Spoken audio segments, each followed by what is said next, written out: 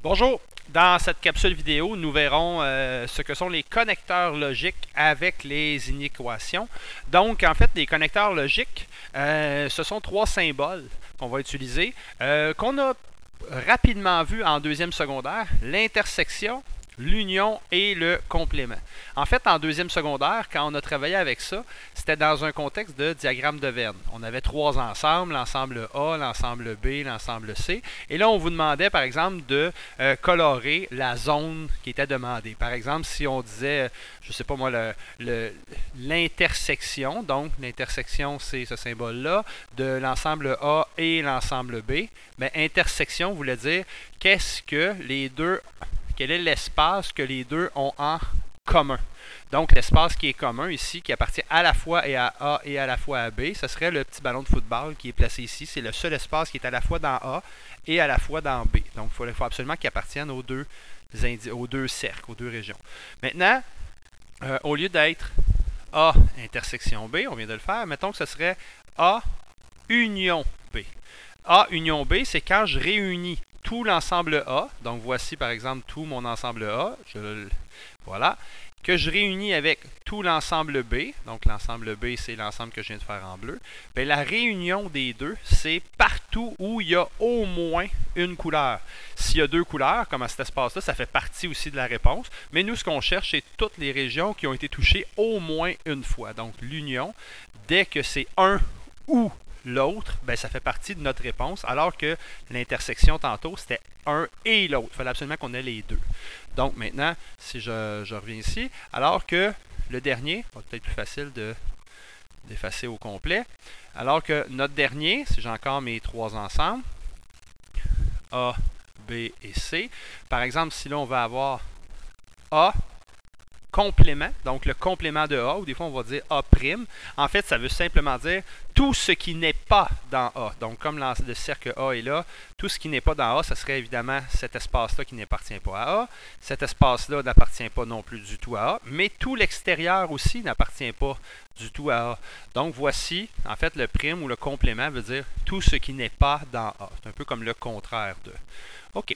Ceci étant dit, maintenant, on va voir comment on peut appliquer ça à des droites numériques qui représentent des inéquations. Par exemple, si je prends le premier, on a représenté la droite numérique avoir au moins 5 ans. Bien, au moins 5 ans, c'était 5 ans et plus. Donc, ça ici, c'est notre ensemble A.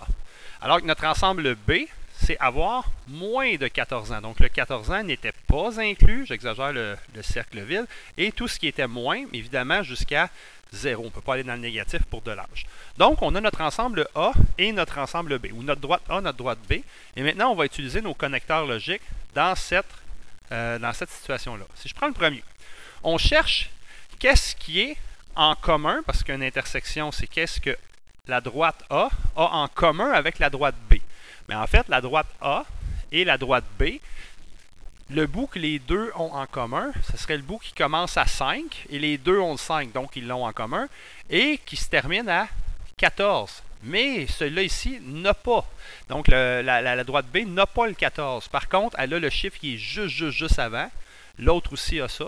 Donc, dans le fond, ici, on va effacer parce qu'on en a besoin. Notre réponse, dans ce cas-ci, ce serait à partir de 5, qui est inclus parce que les deux l'ont, on cherche la zone que les deux ont, jusqu'à 14, mais lui n'est pas inclus parce que la droite B n'avait pas le 14. Donc, ils ne l'ont pas en commun. Par contre, ils l'ont jusqu'au le nombre qui précède juste avant 14.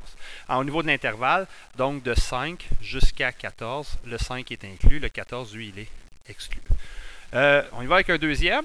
Le deuxième, union. Donc, A uni avec B, c'est un peu A ou B. Dès que j'en ai un ou l'autre, ça ferait mon affaire. Donc, dans ce cas-ci, A ou B, ben B commence à 0. Donc, automatiquement, si B commence à 0, je suis certain qu'à partir de 0, j'ai ce qu'il faut. Je l'ai, jusqu'à 14. Dans le fond, je suis rendu à 14. Par contre, à partir de 14, on pourrait dire que A prend la relève et s'en va jusqu'à l'infini. Donc, finalement, quand je les mets les deux ensemble, je me retrouve avec, c'est un peu comme si je prenais les deux, mon A et mon B, je les plaçais les deux sur la même droite, bien, automatiquement, ma droite serait colorée de 0 à l'infini, donc de mon 0 inclus jusqu'à mon infini positif. C'est toujours exclu l'infini. Le troisième, on a A'. Mais A' ou le complément de A, c'est le contraire de. Donc, je vais partir de ma droite A et je vais faire l'inverse. Ben, mon 5 qui était inclus. Ben, l'inverse, j'aurai un 5 exclu. Au lieu de prendre la droite, ben, je vais prendre la gauche. Donc, voici l'inverse ou le complément de ma droite A. Donc, ça veut dire que ça commencerait à 5 exclus et je me rends jusqu'à 0 parce qu'on est dans un principe d'âge, on ne peut pas aller en bas de ça. Donc, de 0, c'est une parenthèse carrée, ben, un intervalle carré là, fermé, 0 à 5. Et là, ici, mon 5, il est exclu. Le petit dernier, en bas, en fait, on a un petit, plusieurs étapes, en fait. Parce que là, pour le dernier, on cherche le A'. Donc, A', on l'a ici, c'est ma droite rouge, qu'on va réunir, donc additionner ou ajouter à B'. Donc, pour commencer, il faudrait que j'aille me chercher un B'. J'ai mon A', je vais aller me chercher mon B'. C'est comme ma démarche. En fait, ici, ma démarche, ça se trouve à être une droite numérique. Donc, je me fais une droite. Ma droite numérique, je vais essayer de la mettre alignée avec l'autre. OK, on va aller chercher notre B'. Puisque B, en fait, c'est de 0 à 14. Mon 14, il est exclu. Bien, mon B', il va commencer à 14 plein. Et il va s'en aller par là-bas. Donc, c'est le contraire ou le complément de B. Donc, ce qui va se passer, mon B', lui, il commencerait à 14 et il s'en va vers l'infini positif. Maintenant qu'on a ça, dans le fond, ce qu'on cherche, nous, on va chercher l'union entre A' et B'. Donc, l'union, c'est si je mets un ou l'autre sur la droite. En fait, si je prends les deux puis je les place sur la même droite en les réunissant, je me retrouve avec, bien, d'abord, étant donné qu'il y en a au moins un qui a de 0 à 5, j'ai de 0 à 5. Ensuite, à partir du 5 jusqu'au 14, il n'y a rien entre les deux, ni un ni l'autre là, donc je ne peux pas l'inclure sur ma droite. Par contre, à partir du 14, il y en a un qui l'a jusqu'à l'infini. Donc, voici mon union entre A' et B'. Donc, c'est un ou l'autre qui fait mon affaire. Et comment on va écrire l'intervalle? J'ai deux morceaux à écrire. Donc, je vais essayer d'écrire petit. J'ai de 0 jusqu'à 5 exclus. Union de 14 à l'infini positif. Et l'infini est toujours, ça c'est un positif, comme ça, qui est exclu. Donc, voilà pour les connecteurs logiques. Maintenant qu'on a vu ça, on va pouvoir résoudre des problèmes en lien avec ces connecteurs logiques-là. On va prendre un premier problème. Premier problème, on a un groupe d'élèves qui estiment l'âge de leur enseignant de mathématiques Mario. Et voici les estimations. Donc, on a 4 élèves. Il y en a un qui dit « Ah, moi, je pense que Mario a entre 35 et 45 ans. »« Ouais, Mario, pas plus, il a plus de 30 ans. »« Ouais, moi, je pense qu'il a moins de 42. Pas plus que 37. » Donc, on a 4 personnes qui ont fait leur prédiction. Nos 4 personnes ont donné des chiffres, des nombres, donc qui tournent autour des mêmes nombres. Là, ça joue de 30 jusqu'à 45, 30 étant le minimum. Donc, ce que je vais faire, pour chaque élève, je vais devoir faire une droite numérique. La droite numérique, dans ce cas-ci, ça ne sert à rien de la commencer à 0, parce que le minimum, c'est 30 qui a été utilisé. Donc, ce que je vais faire, mes 4 personnes, je vais leur placer un 30 quelque part au début, mais surtout tous alignés. Mes 30 sont tous alignés. Il faut que je me rende jusqu'à 45. Donc, je pourrais faire des bonds de 5, donc disons 35.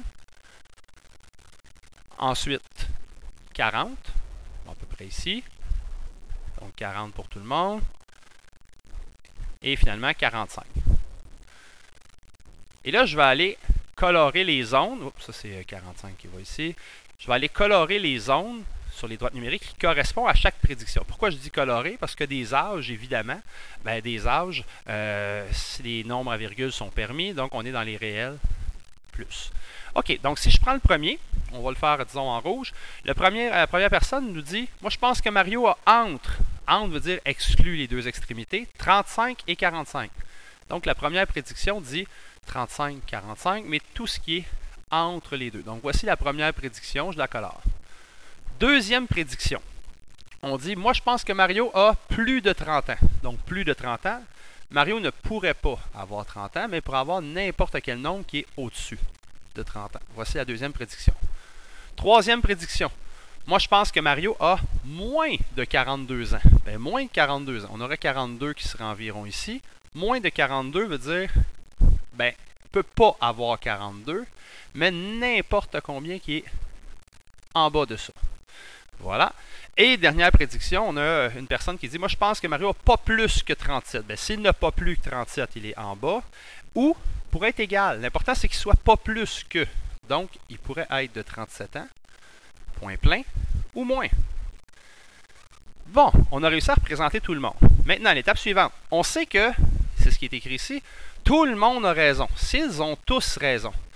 Quel est l'âge de Mario? En fait, c'est pas donner une âge, c'est donner tous les âges que pourrait avoir Mario. Mais si ont tous raison, Mario ne pourrait pas avoir 31 ans. Parce que, voyez-vous, 31 ans, ça voudrait dire que la personne en rouge ici n'aurait pas prédit ça. Donc, ça veut dire que Mario n'a pas 31 ans. Mario n'a pas 32, n'a pas 33, n'a pas... et ainsi de suite.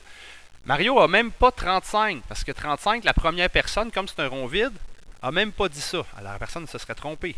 Donc, Mario pourrait avoir un petit peu plus que 35. Parce que tout le monde a prédit ça. Donc, un petit peu plus que 35. Et tout le monde a dit ensuite 35, 36, 37. Puis comme on a un rond plein ici, tout le monde a dit que Mario pourrait avoir entre 35 et 37 ans. Si on dépasse 37, notre personne en orange n'a pas prédit ça, donc elle n'aurait pas raison. Donc, notre réponse, en fait, qui fait l'affaire de tout le monde, on va l'écrire en intervalle, bien, notre réponse, c'est à partir de 35 exclu, parce que 35, le rouge ne l'a pas dit, jusqu'à 37 inclus. Et ça, c'est des années, c'est l'âge de Mario. Donc, voici la réponse en intervalle. Sur une droite numérique, nos nombres importants, 35, 37, le 37 est inclus, et Mario pourra avoir n'importe quel âge qui se situe là-dedans. C'est une droite numérique, l'unité serait des années. Et en compréhension, bien, comme c'est des âges, bien, nos X pour les âges sont éléments de R+, donc des réels positifs, les âges ne peuvent pas être négatifs, tels que bien, notre ami Mario se situe entre 35 et 37. Évidemment, il est plus petit que 37 ou pourrait être égal, et il est plus que 35. Donc, voici... il me reste à fermer mon accolade. Et voici l'autre façon d'écrire l'âge que pourrait avoir Mario.